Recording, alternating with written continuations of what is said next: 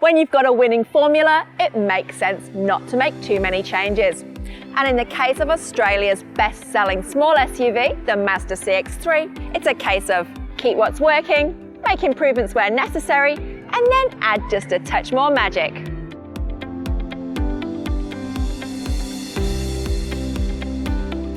With the 2017 CX-3, safety is at the fore, with autonomous emergency braking now standard on all models. And mid and high spec models pick up a series of additional features to keep this little SUV ahead of the pack. On test here is the range-topping all-wheel drive CX-3 Akari. With a mid-$30,000 price tag, it's pushing into medium SUV territory, but the Akari does come with plenty of kit.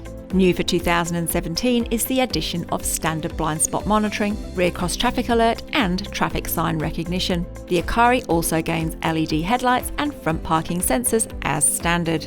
Technology additions are useful too. The display is a little lower than the driver's eye line, but it's useful nonetheless.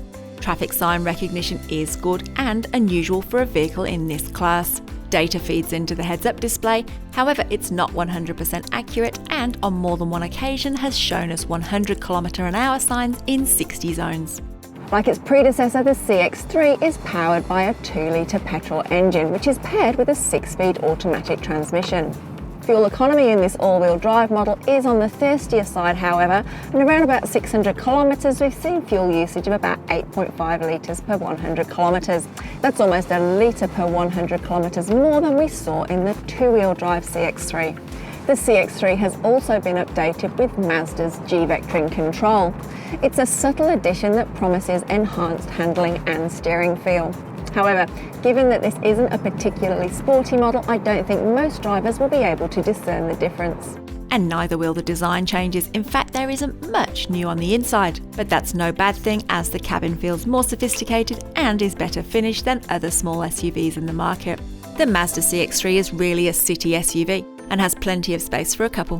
Boot space is good for day-to-day use, but might challenge a family contemplating a weekend away. Mazda comes in for a fair amount of criticism when it comes to noise, whether that's tyre noise or general cabin ambience. And they've done a lot of work with the CX-3 to make improvements in that area. The cabin does offer a quieter ambience. There's still a fair amount of noise coming from the engine, but it's not so noticeable from the tyres. As such, the CX-3 is an improved vehicle to drive both on the highway and the open road.